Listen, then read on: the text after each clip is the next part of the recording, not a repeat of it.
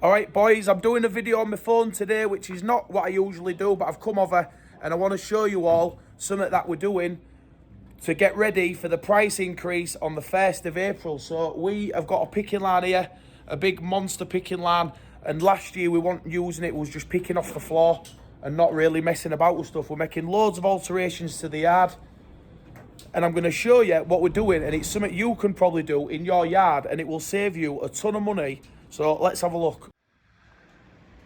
Right, so our old picking line, and bear in mind it is old. I went to see my mate who's just had a brand new picking line put in, and this is pretty common stuff.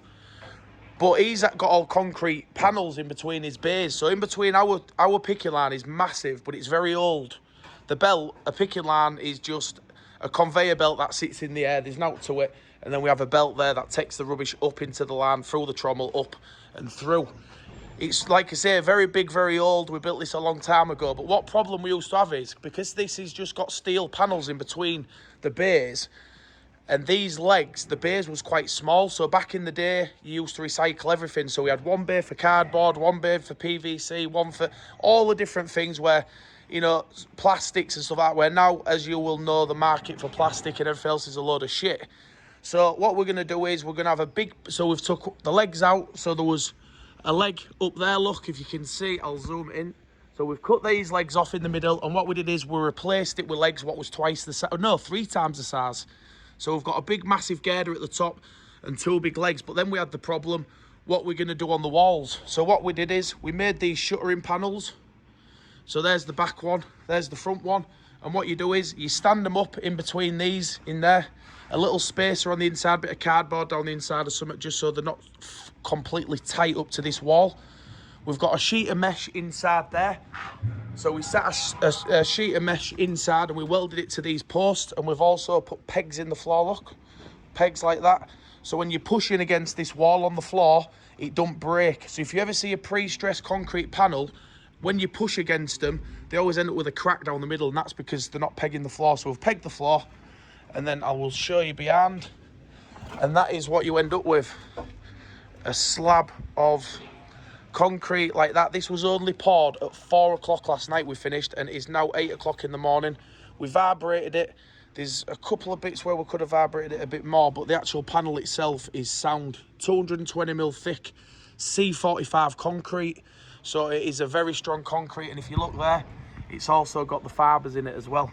So we've got steel, we've got fibres, and what we're going to do this week, we're going to go along this full picking line. We're going to put obviously one in there, one in here. Every single day this week we're going to do another one, because it takes obviously so many hours to take that on and off. What we've been doing is we've just been welding them onto here. We just put a few little tack welds on like that and just cut them off in the morning. It takes about an hour to get them off. If we was doing it properly, we would probably do it with some sort of bolting mechanism, but because this is an old picking line, like I say, we're replacing old stuff for new. Them girders are beast though. We are going to just do that. We're getting a new CCTV system put in, and I want to give a little shout out to my mate Zach Stabler, who let me go to his yard and have a look how they'd done his, because, you know, we know about engineering, but we don't know about concrete and how these new people, new plants do it. To be fair, this old plant will run a lot of waste through it, and I'm going to take you up and show you our plant. Right boys, I'm going to tell you about picking lines and why they break your heart. You love them and you hate them. The first thing is, lads in your yard will feel the need to spray paint, break and mess everything up just for the sake of it. I used to put cameras up and then smash them down and spray, just divvies, just absolute divvies who work for, you know, me and you. You always get one, don't you, who just pisses you off. And I'll show you the rest of this line, give you an idea of how they work. So like I said, you know, they'll break your heart, and you'll see when we go inside why. This is a fan at the end of the picking line, and what happens here is, as the rubbish falls off the end of that belt, if you can see the belt there, as the rubbish comes off the end and falls down, this big monster fan, and it is a monster, believe me, it's about 6 foot tall, blows all the paper and crap out. It used to have an overband magnet on here, but we took it off because it was doing naught but getting jammed up all day. And this is, well, I don't know about one of the biggest picking lines, but it's one of the biggest ones I've ever been to. And we built this years and years ago, and I will explain how we did it. So if you look in between these, everywhere you've got two bits of steel like that. If you can see on that back wall, there's two together. That's where it bolts together. So what we did is we built these in little sections on the floor. So there's one here, there's one there. And what we did is, most steel comes in 7.5 metre lengths. So the full frame of this building is 7.5 metres between posts. And what that did was, meant we had very, very little cutting of the steel underneath to build the frame. This is just normal box section, we just folded it. You can see, you know, it's stuff we've built, we've made. And then obviously you throw your material down the chutes. This is a 16-man picking station. So, you know, it can get through some serious rubbish, probably 50 tonne an hour, something like that. Because we've got a trommel that's 3.5 metres tall and 10 metres long. So it's a big, big thing. And yeah, so they're pretty straightforward. We built this a long time ago. It cost me 30,000 in materials, and the trommel cost me 10,000. So 40,000. If you built this and paid for it yourself, you'd probably be, you know, well into £1 million. But that's not including the months and months of work. And I'll show you what I mean about people. Right, every window's been smashed. Somebody has decided to put a hole in the actual steelwork. Fill foam everywhere, spray paint all over. I mean, it is a boring job, and I can imagine sitting up here all day must do your absolute tits in. But at the same time, you know, they just don't clean up. This is cleaned up. This is after I've told them you better clean up. So, you know, it just puts it into context. What we're going to be doing on this picking line is we're going to be putting a camera there, a camera at the other end, so we can see that the belts are running and everything's as it should be, so we can keep an eye on the materials it comes through. We've been doing a bit of electrical work on it in regards to the cameras. Everything's back on. Like I say, we haven't used this picking line for the best part of a few years.